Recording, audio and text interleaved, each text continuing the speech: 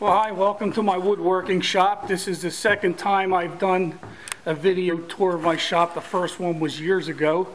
Since then, I've upgraded to much better equipment and wanted to do a new video tour to having an updated account of the shop. And let's see, we'll start right over here. This is my jet bandsaw and my jet drill press over there. They've been mainstays in the shop for a number of years now, and as you can see, the bandsaw's got some clamps there on it.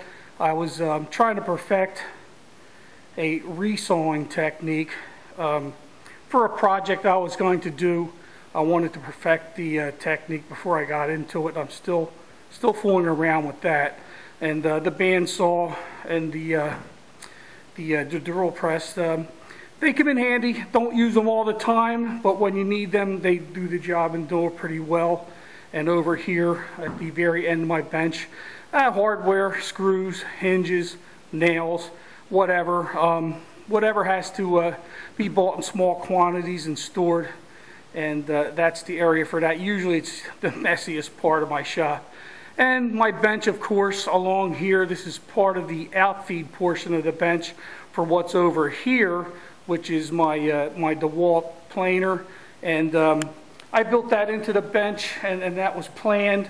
It surfaces wood, takes it down to different dimensions, and the more outfeed and infeed capability you have, and all this bench is all even with going right through the machine itself, and works very well.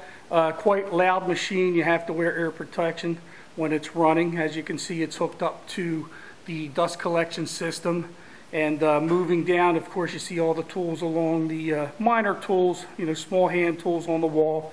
We move down here to the radial arm saw, and that's not very precise of a saw. Radial arms have never been known to be precise, but I got it for free, built it into the bench, and it's good for batch cutting things if you have a lot of the same measurements of something you need a lot of.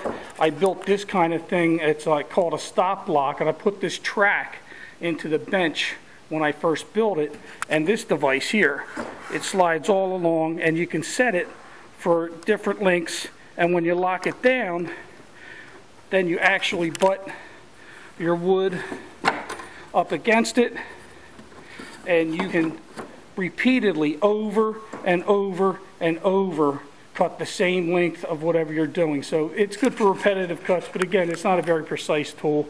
More tools along here, saws and shears and everything else. This is something I just built a while ago. It's a vacuum press. It's good for veneering, and that was an interesting project and something I was glad I made. It'll come in handy. I haven't used it quite a bit so far, but it's a very nice thing. A little grinder. My Lathe dovetail jig in the corner there. That's going to come into play very soon. My next big deal is building all my kitchen cabinets for a kitchen refurbishing. I'm going to be starting that job pretty soon. And right next to that is the jet mortising machine. It only does one thing. It makes mortises in wood for mortise and tenon joints, but it does the job well. And over here, I built this cabinet a number of years ago. It's just my finishing cabinet with oils and varnishes, paints, what have you inside there. I have my spray gun in there that gets hooked up to the generator. Some cabinetry. Cabinets are old. I forget where they even came from, but they serve the purpose. Up here, up above, I've got some spare wood. A fan, of course, for the winter time, or I'm sorry, the summertime, because it does get fairly hot up here, and that provides some nice relief from the heat.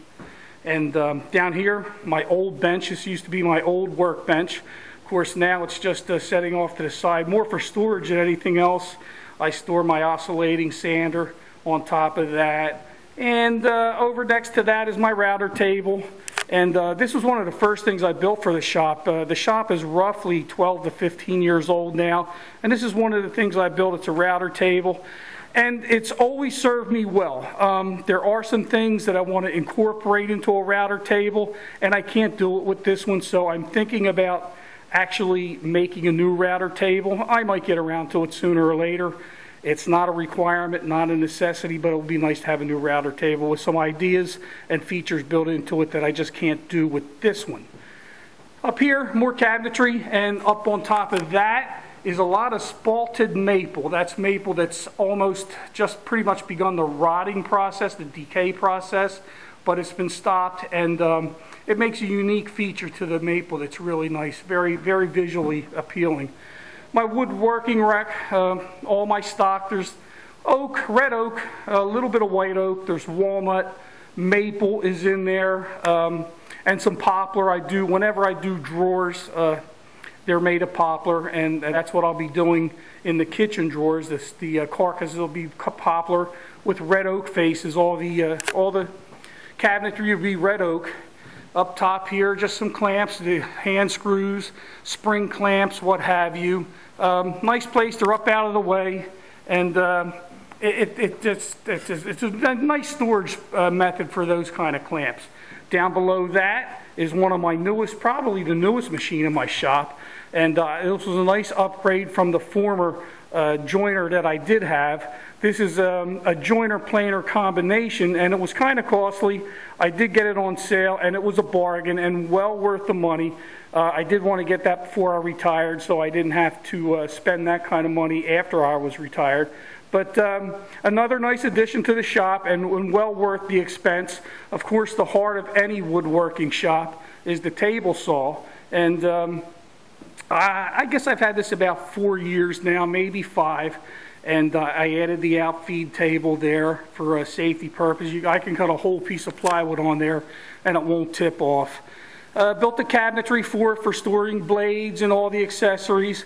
And very nice, always the heart of the shop, and I love my table saw. And it serves me well. It's probably the last one I'll ever have. A 6x6 work table, that's the workhorse of the shop. Everything happens here, all the fabricating, designing, even finishing, it happens right here on this 6x6 table. That baby ain't moving anywhere. Still the loneliest machine in my shop is the lathe. I bought this lathe from a woodworking buddy, and because he moved up to a really, really nice top of the line lathe, and he offered this to me, and I picked it up from him. And someday I guess I will get around to learning how to turn. It's a whole nother facet of woodworking, but I still just haven't found the time, or I guess enough interest to get into trying to learn how to turn wood. But I understand it's very enjoyable. Behind that, hanging on the wall, that's a jig I made for the table saw.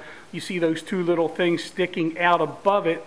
They're actually runners that run the full width of that, and they work, they set into the grooves onto the table saw, and that allows me to cut 45-degree cuts, mostly for picture frames and anywhere where you've got 45-degree cuts. Very accurate, and I use it once in a while. If I don't use it, it's hanging up on the wall, totally out of the way. My floor sweep, this is where all the dust gets eventually swept into. Turn on the dust collection system, and the ductwork just sucks it right up, and that's all the way. Everything is pretty much connected.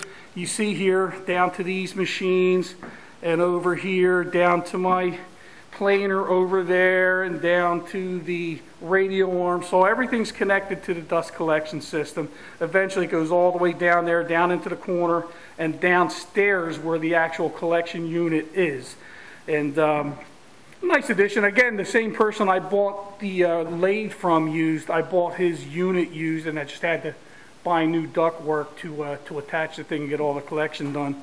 And finally, this is my collection of parallel clamps. And as they say, you can never have enough clamps. But I've got about 12 or 14 there now, and it seems to be enough for now, but I plan on probably getting more. I did start with the Bessie brand clamps, and they're great. They were the standard for the longest time. But when I got my table saw, I got 4 jet parallel clamps, and it seems to me that whenever I need a parallel clamp, the first ones I reach for are the jets. They're the 2 on each end of the rack. You see a little bit of a difference there. They've got black handles as opposed to red. They work pretty darn well. And that's probably about it for now for the shop. Of course, a heater over here for the winter months. I don't have a heated shop. and this little heater here. I'll run it for about a half an hour, and I'm good for a couple hours worth of warmth up here. And that's my shop. It keeps me busy, it keeps me happy, keeps me out of trouble, and it takes up a bit of my retirement time, keeps me occupied and not bored. And if you'd like, stay tuned. Right after I get out of this shop, there's a little photo essay of a number of projects that have come out of this shop. So if you'd like to take a look at them, stick around. They'll be immediately following. Hope you've enjoyed the tour, and I hope you enjoy some of my projects.